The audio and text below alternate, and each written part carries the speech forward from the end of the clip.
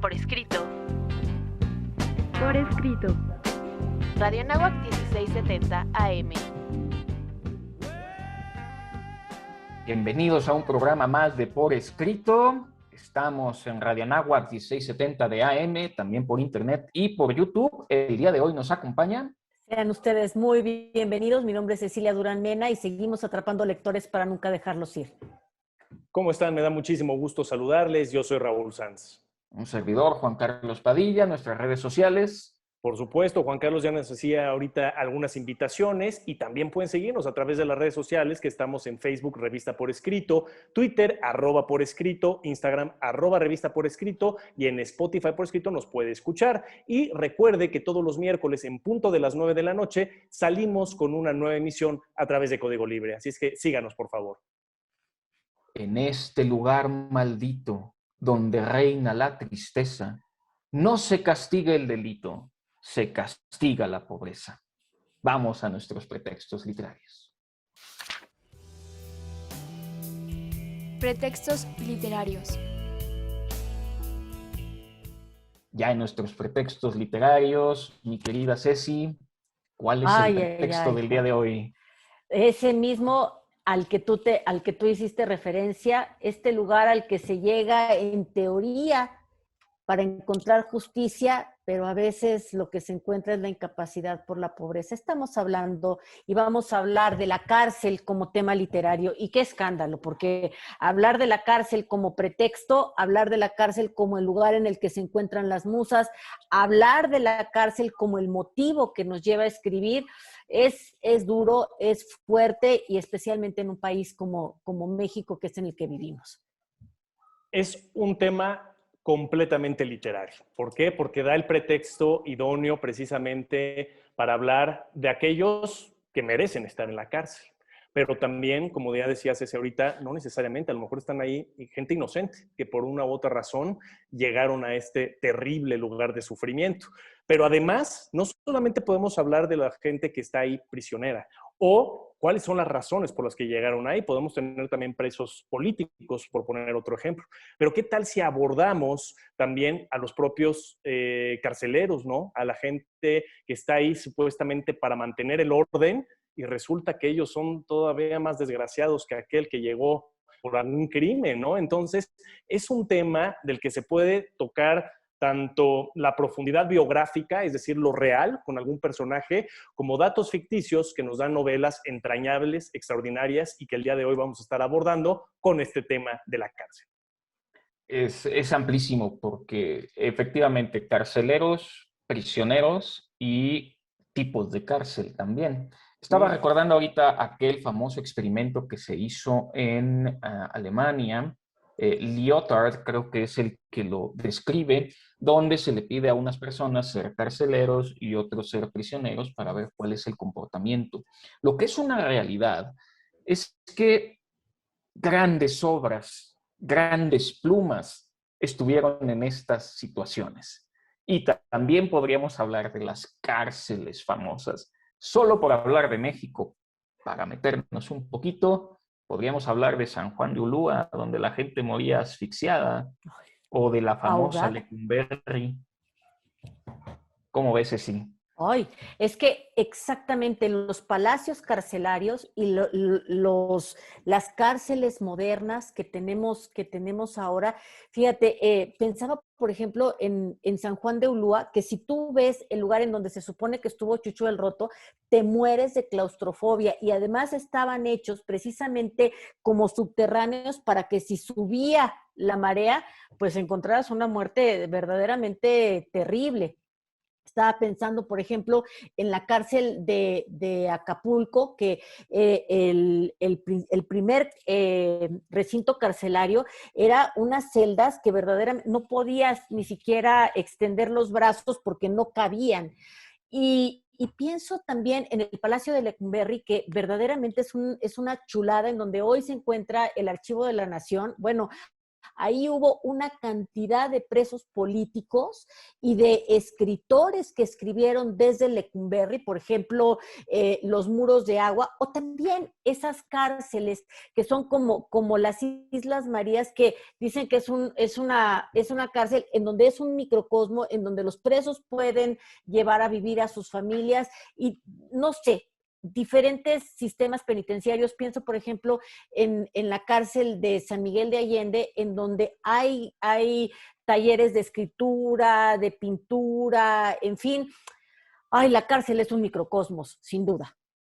Justamente entre Juan Carlos y Ceci, a mí me hacen pensar precisamente en el Palacio Negro, el Palacio de Lecumberri, ¿no? Que tantos pretextos ha dado, tanto en la escritura, y de ahí lo pasamos al ámbito cinematográfico. Recientemente doy una clase de historia a mis alumnos y continuamente, aunque ya lo haya visto, luego retomo para nuevos apuntes, nuevos detalles, volví a ver El Apando, ¿no? Que es precisamente esta película. No voy a decir que es una película extraordinaria en calidad, pero es un clásico por el contenido. Es esta época de los años 70 en que ahora sí que las películas, ¿para qué servían? Precisamente para hacer una crítica social.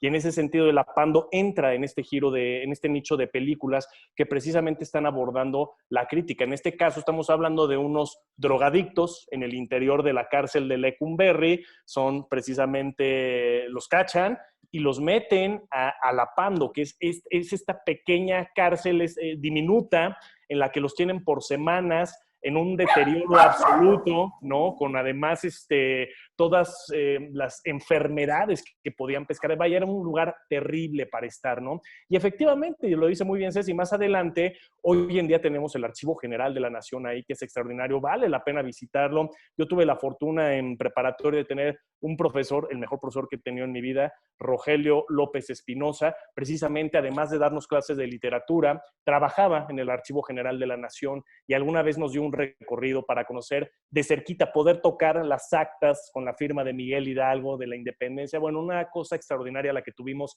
acceso gracias a él. Entonces, pues no, ahora del Palacio de la Cárcel, el Palacio de Lecumberri, tenemos el Archivo General de la Nación.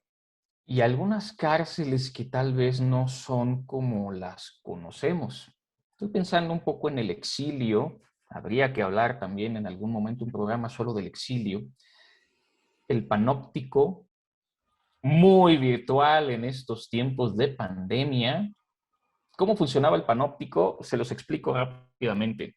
Es una torre central, todas las, las celdas están alrededor. Los prisioneros pueden ver la torre, pero no pueden saber si los están vigilando. Más o menos de modo similar a cómo funcionan las clases virtuales en tiempos de pandemia. Pienso en Siberia, pienso en los guetos, pienso en muros y fronteras, porque muchas de esas cárceles también pueden o suelen ser, no quiero decir virtuales en el sentido de la virtualidad tecnológica, sino quizá mentales, ¿no? Estos muros mentales que también nos hemos impuesto y por eso es el exilio o el autoexilio. En fin, quisiera también, nada más por mencionar a uno de los grandes literatos, fíjense esto, dice Aldous Huxley, haciendo mucha alusión al siglo XXI en realidad. Una dictadura perfecta tendría la apariencia de una democracia, pero sería básicamente una prisión sin muros, en la que los presos ni siquiera soñarían con escapar.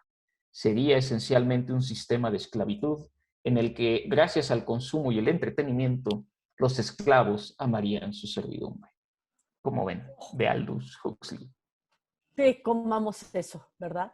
Y fíjate, Raúl, rápidamente, hay una serie de fotos que hizo Lola Álvarez Bravo de La Pando, precisamente del Palacio de Lecumberri, en donde se ven manos que están saliendo por debajo de las puertas oxidadas. Es una serie de fotografías impresionante.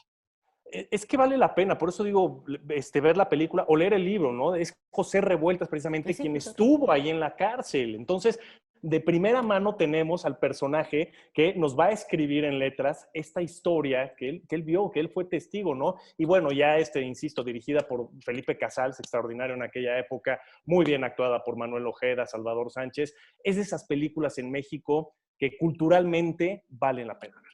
Y hay una foto famosa de Siqueiros. Con esto nos vamos a la siguiente sección. Autor desconocido. En lo desconocido voy a abordar un tema duro, un tema difícil. A ver, la literatura carcelaria no es muy conocida, mucho menos si estamos hablando de literatura carcelaria escrita por plumas femeninas. La literatura carcelaria de la mujer está constituida por textos que son muy difíciles de asimilar. Muchas mujeres han estado narrando episodios conmovedores del inicio de sus vidas, de sus infancias, en las que tal vez fueron vendidas, abandonadas por sus madres, que sus padres fallecieron trágicamente cuando ellas todavía no eran capaces de recordar ni siquiera alguna enseñanza. Abuelos, tíos, padrastros, primos, hermanos, que a lo mejor fueron encarcelados y por eso ellas tuvieron contacto con la cárcel, o puede ser que ellas mismas hayan tenido algún tema por el cual hayan terminado en la cárcel y de repente, estando en ese lugar, empiezan problemas de violencia, de abuso sexual, y no saben cómo defenderse, no comprenden las reglas de la cárcel, no comprenden por qué están siendo tratadas así y empiezan a albergar grandes emociones, que es lo que ocupa el tema de la literatura, en donde puede ser el odio, el desprecio, en donde las malas maneras son esta chispa que desata esta curiosidad literaria. En 1991, con la publicación de un libro que se llama Criminalidad Femenina de María de la Luz Lima, la criminología latinoamericana comenzó a prestarle atención al tema de la transgresión femenina y a la aplicación de la pena a muchas mujeres que fueron privadas de su libertad desde una perspectiva de género. A ver, ya tiempo atrás sí se había abordado el tema desde la delincuencia, pero hablábamos también de estos parámetros más bien justicieros y a lo mejor etnocentristas, privilegiando el punto de vista del delincuente varón. Sin embargo, la historia y el rol de la mujer por su parte no tenían como mucho análisis y no se había estudiado grandemente y mucho menos se había prestado atención a toda la producción literaria que hacen las mujeres desde la cárcel. Bueno, la falta de esta política criminal con una perspectiva de género ha sido la causa de no solo de mucha injusticia verdadera, sino de que lo que se ha escrito desde la perspectiva femenina no se haya puesto en contacto el autor con el lector, que se haya dado a conocer toda la producción. Y bueno, no podemos dejar de pensar que los escritos de las mujeres que han estado presas tienen que ver con ver la cárcel como un espacio de discriminación, con un espacio de opresión, en donde estamos teniendo una doble estigmatización. La mujer que le falló a la sociedad, la mujer delincuente, la mujer que hizo cosas que transgredieron a la sociedad, pero también la mujer que no aplicó a este rol de mujer sumisa, esposa, dependiente, débil, dócil. Y entonces ahí es en donde encontramos la expresión de la mujer mala. Conversaciones. Ya estamos en nuestras conversaciones. Ceci, ¿cómo comenzamos el día de hoy? Fíjate que a mí me gustaría platicar y que empezáramos a conversar alrededor del el efecto que tuvo la cárcel en ciertos autores que pisaron la cárcel. Y quisiera empezar por Oscar Wilde. Oscar Wilde, que era este hombre tan desparpajado, tan popular, tan rico, con tantas fiestas y tertulias que solía hacer, cuando llega a la cárcel en París. Y cuando está ahí acusado de sodomía y es condenado para quedarse 2 años a tener trabajos forzados, a Wilde lo rompen. Lo rompen definitivamente y no será este hombre desparpajado que entró el que sale a la cárcel, sale terriblemente triste, y leer la letra de Wilde, todo lo que escribió, después parece que estamos enfrentándonos a 2 escritores totalmente diferentes, en donde el hombre está totalmente triste, muy amargado, muy, muy roto, y ese fue uno de los efectos terribles de su emprisionamiento. Fue una cosa, es terrible el paso de Wilde por la cárcel. Sí, sí, sí, sin lugar a dudas, sí es terrible, y algo similar terrible, aunque con un personaje todavía más polémico, sin lugar a dudas, el Marqués de Sade, ¿no? El Marqués de Sade, este personaje que vivió en el siglo XIX y que prácticamente 27 de todos sus años estuvo entrando y saliendo de prisión. ¿Y por qué estaba en prisión este hombre? Particularmente, más allá de crímenes sexuales por los que fue condenado, por lo que escribía.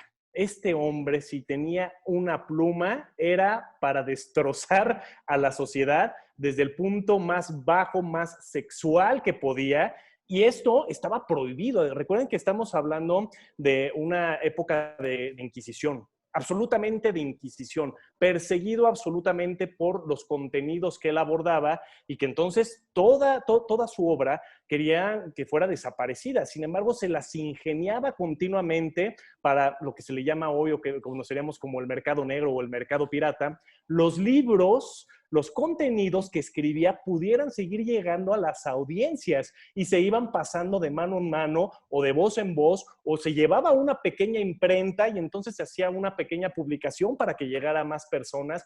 Vaya, es un elemento bastante interesante hablar de esto, ¿no? Sin embargo, bueno, pues termina precisamente en ruina absoluta el Marqués de Sade, ¿no? Torturado incluso por parte de la Santa Inquisición.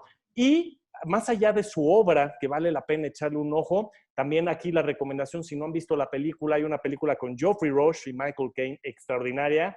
Vale la pena. Geoffrey Rush se ganó el Oscar incluso por esta personificación o encarnación del Marqués de Sade. Y lo siento, Ceci, pero tenemos que hablar de Dostoyevsky porque la cárcel Sí. forja escritores también. Y aquí el relato, yo curiosamente lo conocí a partir de una obra sobre un químico que fue Mendeleev, que relata al inicio de su obra este pequeño fragmento de la vida de Dostoyevsky, donde en su juventud él pertenecía al círculo de Petrachevsky, que se juntaban un poquito, sí, en plan revoltoso para derrocar al zar. Recordemos que el zar es como el rey y ya era todavía en tiempos de Dostoyevsky un poquito disruptivo. Finalmente es hecho prisionero, de hecho está por ser fusilado, y a manera de milagro dicen que los momentos donde más vivos nos sentimos es cuando estamos más cerca de la muerte. Encarado en el pelotón de fusilamiento, Dostoyevsky salva la vida y se tiene que ir a Siberia, y es ahí donde se forja el carácter de un gran escritor. Y fíjate, Juan Carlos, que ahora sí te voy a dar la razón, porque la parte mejor lograda de Crimen y Castigo es la parte en donde Raskolnikov se va a Siberia. Y evidentemente ahí la distancia autoral que de Dostoyevsky era así de cortitita, porque él prácticamente narra su experiencia en Siberia, que es durísima por lo que se puede leer. Ya que te di la razón, ahora me voy con otro de los grandes de la literatura, que es Miguel de Cervantes Saavedra. Oigan, este programa va a ser así como que inédito, porque le di la razón a Juan Carlos con Dostoyevsky, ¿eh? Conste. Hubo generosidad. Bueno, Miguel de Cervantes Saavedra escribe gran parte de su obra estando preso. Es un preso político porque es un preso que llegó a la cárcel por haber salido a luchar a la batalla de Lepanto, pierde el brazo. Sin embargo, escribe gran parte del Quijote de la Mancha mientras está encarcelado, y entonces parece ser que la prisión, además de ser este lugar terrible, sí puede ser un lugar en donde se convoque a las musas. por poquito y me caigo de la silla cuando Ceci le dio la razón a Juan Carlos. Exactamente, este programa que quede para la posteridad, porque sí es inédito, pero bueno, le dio la razón con Dostoyevsky. Y hablando de presos políticos, ¿no?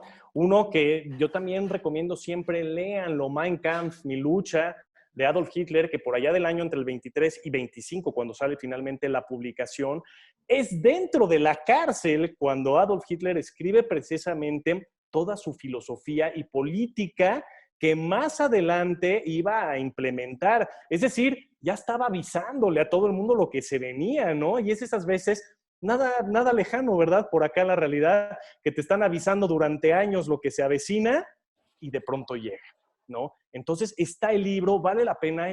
Es un libro complejo, es un libro difícil de leer, yo lo he leído, es muy difícil, sin embargo vale la pena para entender toda la panorámica que tenía acá dentro este señor, que pues ya quedó en la historia, ¿no? Y por el otro lado, hablar también de clásicos, me parece muy importante, uno de ellos, Los Miserables, de Víctor Hugo, ¿no? Pues así inicia precisamente la obra con Jean Valjean, un personaje que es preso, que nos da la alusión a todos nosotros de que es inocente, pero él no se consideraba tan inocente conforme va pasando el tiempo. Ahí hablamos de un problema de personalidad y seguridad, ¿no? De este gran personaje. Y por el otro lado, pues, El Conde de Montecristo, ¿no? De Alexander Dumas, que por ahí además está la polémica de si sí lo escribió o no lo escribió él, si lo escribió alguno de los hijos que eran sus escritores fantasmas. Entonces, también quizá es uno de los grandes clásicos que aluden precisamente al tema de la prisión.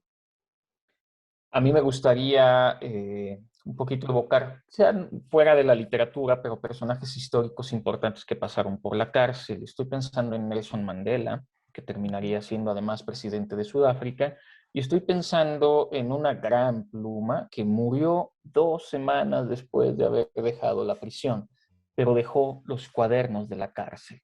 Estoy hablando de Antonio Gramsci. Antonio Gramsci no es quizá tan conocido, es un comunista italiano, pisa prisión porque hizo pedazos en el Senado a Mussolini, le dijo sus verdades en la cara y lo fueron conduciendo a prisiones donde se fue deteriorando también su salud, porque también es una realidad. Así como Mandela, por un lado, nos recuerda y nos comenta cómo vivía en ese pequeño espacio de 2x2 que era su prisión, su celda, y cómo pues, la misma celda le va ayudando a sobrevivir. Lo que no sobrevivió fue Antonio Gramsci, pero habría que leer los cuadernos de la cárcel y las cartas que le manda a su mujer y a los hijos son durísimas, pero muy interesantes. Fíjate que hablando de cuadernos, Juan Carlos, y por cierto lo tengo yo y ese libro es tuyo, está el cuaderno Café de Wittgenstein. Wittgenstein también escribió todas estas reflexiones de un hombre delicado, muy guapo, frágil, que fue a la trinchera y que después terminó en la cárcel. Entonces, todo es, o sea, toda la reflexión, todo lo que se guarda en la cabeza de un hombre que siente mucho, como él mismo lo dice, y que hace del lenguaje como el extrarradio de sus propias fronteras. Y eso, bueno, ¿qué más que Wittgenstein, que a mí me volvió, que me ha vuelto loca siempre todo lo que él dice? Me voy a venir un poquito ya más para acá, para la época actual, de la época del streaming que estamos viviendo, y quisiera hacer mención de la obra de Piper Kerman, ¿no? Esta mujer que a lo mejor si les digo Piper Kerman, algunos saben de quién estoy hablando y otros no tienen la menor idea. Una mujer que de la mano de su amante, ¿no? Es bisexual esta mujer, Piper Kerman, y su amante mujer, de género femenino también, pues se dedican al negocio de traficar drogas. Y por una u otra razón, más adelante termina finalmente en la cárcel, ¿no? Teniendo que pagar su tiempo en condena. Y de ahí ella escribe precisamente todos los acontecimientos, todas sus memorias de lo que tuvo que vivir, porque ella era una persona que venía de buena familia, de clase media media alta, con una cierta educación, y de pronto se ve en este entorno que nunca se lo imaginó. ¿De qué estoy hablando? Estoy hablando de Orange is the New Black, ¿sí? Y por eso decía que me venía un poquito más para acá. Si no han visto, creo que son 7 temporadas en total, vale la pena. Yo no saben cuánto me tardé, le daba la vuelta y no la quería ver, me daba flojera, hasta que un día de esas veces que ya no sabes qué más vas a ver en Netflix, dije, a ver, vamos a darle la oportunidad. No, bueno, quedé enganchado. Si no la han visto, esta serie vale la pena y está sustentada precisamente en una mujer que sí estuvo en la cárcel. Lo curioso aquí es que dentro ya de esta serie de televisión le ponen un humor, ¿sí? Un poco de ironía a todo lo que va viviendo ahí adentro. Entonces, entre lo ya ficticio, porque ya también meten su mano ahí los guionistas, y lo que realmente ocurrió, creo que es un producto audiovisual de la actualidad que vale mucho la pena. Voy a hacer referencia, perdón, me gustan los rusos, a 2 obras. Una de Leónidas Andreyev se llama Los 7 ahorcados. Me gusta mucho esta obra porque son las reflexiones de 7 jóvenes que fueron detenidos por estas manifestaciones contra el zar, que van a ser ahorcados al día siguiente y lo saben, y es cómo encaran su última noche en prisión antes de ser ahorcados. Y no hemos hecho mención, quizá porque no es una cárcel como tal, aunque los rusos tienen varias. Yo estoy recordando otra de Andreyev que se llama, creo que Los Espectros, pero estoy hablando de los sanatorios mentales. Y ahí hay una obra de Anton Chekhov, que es cuentista, pero esta es una pequeña novelita que se llama La Sala número 6. Y es este loquito de la sala número 6 que pues tiene estas relaciones a veces divertidas de estar en una prisión. ¿Por qué? Porque la gente que se consideraba enferma mental, sobre todo a finales del siglo antepasado, pues estaba en una prisión de la que no iban a salir. Y hay otras películas a las que también haré referencia un poquito más adelante, que retratan este tipo de prisión, que no es una cárcel como tal, pero podría considerarse. Y fíjate, Juan, también otra manera de ver la cárcel es la seducción que genera la cárcel para los que no estamos encarcelados y la convivencia que hay. Me refiero a una de las novelas que estuvo catalogada como de las mejores novelas que se publicaron en el 2020. El autor es Guillermo Arriaga y se llama Salvar Fuego. Salvar Fuego es la relación de una mujer rica, casada, con una familia perfecta, que se enamora de un preso y de un preso muy peligroso. Entonces, te hacen ver, digamos, como el contraste social que existe y se enamoran, evidentemente, ¿no? Pero además te lleva por el recorrido de lo que son las visitas conyugales, la humillación que pasan las mujeres que van a visitar a los hombres que están recluidos, toda la, pues, los trámites que se tienen que llevar a cabo, las propinas que tienes que dar, la corrupción que existe, en fin, un mundo que verdaderamente poco se ha tratado y que Arriaga tuvo como el buen ojo de narrarlo, porque es algo que está sucediendo en este momento y que nos puede pasar desapercibido. Si Juan Carlos va a hablar de los rusos y sé si lo va a apoyar además, pues yo voy a hablar de Stephen King, ¿por qué no? Sí. Entonces, curiosamente voy a hablar de 2 de las pocas obras de Stephen King que no son de terror y que son una verdadera joya. Estoy hablando por un lado de La Milla Verde, ¿no? Probablemente la mayoría lo conoce esto por la película con Tom Hanks, esta historia precisamente en una cárcel con un personaje extraordinario, este hombre de raza negra, gigantesco, que tenía una especie de don de magia precisamente para curar. Sin embargo, él estaba ahí porque lo acusaron erróneamente de violar y matar a 2 pequeñas niñas, ¿no? El libro, yo que sí lo tengo, lo he leído, y la película son realmente fieles. Es una adaptación cinematográfica sumamente fiel al libro. Y son de esas películas, insisto, o de esas obras de Stephen King que no son de terror y vale mucho la pena. La otra obra a la que voy a hacer alusión es la de Shawshank Redemption. En las películas la gente la conoce como Sueños de Fuga. para muchos incluso es considerada la mejor película de la historia. Esto incluso lo nominó así la Asociación de Filmografía en Estados Unidos. Es una película extraordinaria, pero la obra literaria es todavía mucho mejor y de nuevo no involucra ni horror ni terror, simplemente es una historia dramática, absolutamente, que nos regala Stephen King, ¿no? Entonces, el gran maestro del terror también tiene obras muy buenas en otros géneros y en este caso que aluden precisamente, curiosamente, a la cárcel. Y bueno, es que también el cine ha retratado muchas cosas. Ya hacía alusión, Raúl, a El Apando. Pensemos en Prison Break, que también fue una de las primeras series que pues, comenzó con este boom de las series de televisión. Hay una historia fuerte en Milwaukee, creo, allá por donde juegan los empacadores que tanto odio, que se llama Making a Murderer. Es una historia que continúa porque este sujeto sigue en prisión y pareciera, por como se da este documental, que es pues, una trampa que le han tejido. El pobre hombre lleva más de la mitad de la vida en prisión y ahí sigue. Estoy pensando en una película que se llama Expreso de Medianoche, extraordinaria, sobre una prisión. Escape de Alcatraz es mi favorita. Alcatraz es esta pequeña isla que está y se puede ver desde el Golden Gate en San Francisco. Presunto culpable, para conocer la realidad de las cárceles mexicanas.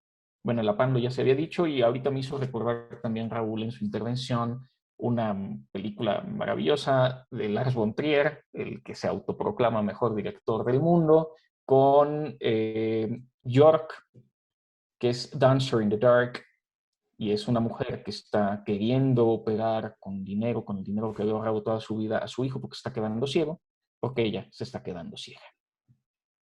Y qué terribles expresiones también encontramos dentro de la cárcel. Quiero pensar, por ejemplo, en la peor cárcel que hemos tenido en la humanidad, que son los campos de concentración. ¿Cuántas obras se han escrito desde los campos de concentración o de las personas que tuvieron la fortuna de salir de los campos de concentración? Y pienso en Víctor Frankl, pienso en todo lo que él escribió y en todas las reflexiones que él hace en Libertad, porque pareciera que cuando ya se logra ver la luz del sol, ya llegamos como al momento de y seremos felices para siempre, y no necesariamente. Entonces, ¿cómo le damos sentido a una vida después de haber estado en ese lugar? ¿Cómo se le encuentra sentido a todo lo que se vivió en un lugar en donde hubo llanto, en donde hubo muerte, en donde hubo crueldad, en donde hubo vejación, en donde quitaron o hacían todo lo posible por quitar dignidad? Y cómo todas estas reflexiones que hace Víctor Frankl nos llevan a tratar de encontrar un sentido de vida. Extraordinarias las recomendaciones que hizo Juan Carlos cinematográficamente. Sí, yo de hecho, una que iba a hacer también mención, me la ganó Juan Carlos, Escape de Alcatraz, precisamente, con el gran Clint Eastwood, que vale mucho la pena porque los que hemos tenido oportunidad de visitar San Francisco y de ir a Alcatraz van a poder precisamente ver las máscaras, los maniquís, las cabezas y las pelucas que utilizaron y dejaron en las camas para dar precisamente la apariencia de que ahí estaban dormidos mientras estaban escapando estos prisioneros, de los cuales es una historia real, ¿no? Y de los cuales nunca se supo más. Son de esas pocas personas de que supuestamente nadie iba a poder escapar jamás de Alcatraz, pues sí hubo quien lo hizo, pero no se sabe qué pasó con ellos. Dicen que por ahí o murieron por las aguas frías, ¿no? Les dio una hipotermia, son aguas infestadas por tiburones, entonces dicen, era casi imposible llegar a la orilla. El chiste es que nunca se recuperaron los cuerpos. Entonces esa es una gran película. Y otra que yo iba a recomendar rápidamente antes de irnos, con el gran Paul Newman, Cool Hand Luke. Es una película fabulosa con Paul Newman, George Kennedy, precisamente en una cárcel, en una prisión en la que están y todos los acontecimientos que ocurren. Estas son mis recomendaciones. Ya me asustó Raúl porque según yo hay una competencia de estas de nado que se da alrededor de Alcatraz, pero si está rodeado de tiburones no sería muy buena idea. Está infestada, Pero ¿sí? lo ignoro. La verdad ya se nos acabó el tiempo del programa. Creo que recomendaciones hemos hecho muchas, pero vamos a despedirnos. Pues yo agradezco a Valeria y a Lara que me hayan ayudado a escribir este guión. Les dejo una recomendación Tianyi Liu es novelista china que fue condenada a 10 años de prisión y lo que escribió ahí. Seguimos atrapando lectores para nunca dejarlos ir. Pues como bien dice Juan Carlos, recomendaciones ya les dejamos ahí de sobra, entonces solamente recordarles que nos vea a través de Código Libre todos los miércoles a las 9 de la noche y nos escuchen el 1670 AM en Radio Anáhuac. Nos vemos y nos escuchamos la próxima semana. Soy Raúl Sanz. Se despide un servidor, Juan Carlos Padilla, no sin antes agradecer a Inés Rendón, Valeria Martínez, Julia Prieto y Brandon Hurley que hacen posible este programa. Nos vemos y escuchamos la próxima semana.